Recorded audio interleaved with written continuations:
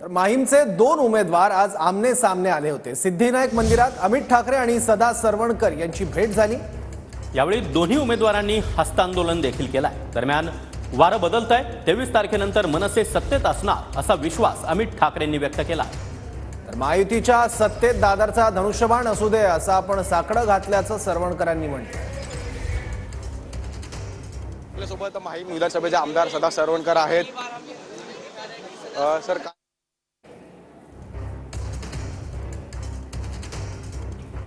Sir आपल्यासोबत माहीम विधानसभेचे आमदार सदा सरवणकर आहेत। बदलतंय त्याच्यामुळे मला वाटतं आणि पहिल्यांदाच निवडणुकीला वय त्याच्यामुळे जो प्रतिसाद मिळतो अतिशय उत्तम आहे। मी अजिबात मला भीती वाटत नाही। त्याच्यामुळे जे आहे ते पॉझिटिव्हली मी जातो, सामोरे जातो। मी जे 100% देऊ शकतो ते मी देतोय। आता त्याच्या पुढचं मला वाटतं लोकांच्या हातात आहे। मनसे हा सत्तेतला पक्ष असेल 23 नंतर।